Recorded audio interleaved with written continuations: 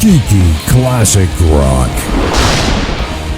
I just had a birthday. I'm not even going to, I won't even, I don't even, you can't, they don't make enough candles to go on the cake. Steve, what does a big rock star like you do on their birthday?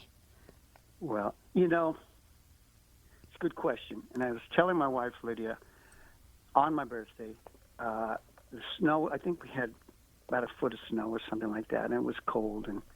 And I was just shaking my head and saying, honey, I'm getting the short end of the stick on my birthday. Every January 30th, it's nasty cold, and all I want to do is drive into the city, into Manhattan. I want to park my car, and I want to go in Central Park, and I want to walk Central Park and go to the museums, and I want to be a tourist because I love that part of town, and I can never do. It's not fun in the freezing cold.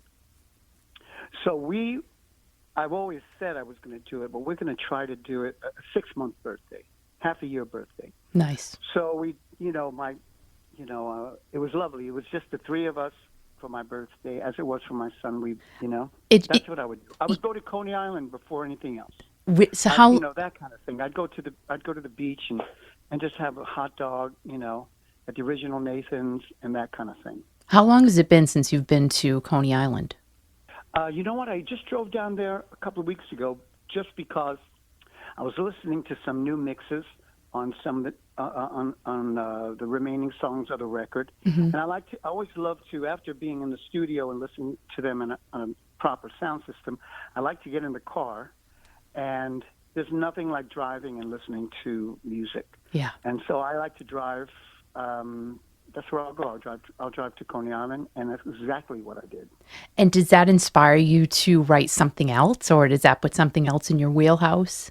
No, not particularly, not this time. But it's funny you say that because my agent brought this to my attention the other day, and he had the same experience. When I used to ride the subway from Brooklyn into Manhattan to go to work, I used to go to the front of the front of the train, and look out the front window, and the visual, as you can imagine, and the sound of the train, that motion and the chugga chugga chugga to the sound of the wheels on the rails. It just, music just used to fly into your head. It used to come from all over, and it used to be so inspirational. And I remembered he unearthed that memory. And that's something that I think I'd like to go back and do, and make a video for one of my upcoming, for my newer releases going down the road. I think I would have jumped back on the subway, and the bridge. It would go over the Brooklyn Bridge, and I can catch actually, it would be the Manhattan Bridge, and I would catch a glimpse of that, and share that vision, that experience, and give it to my fans. I think they'd appreciate that.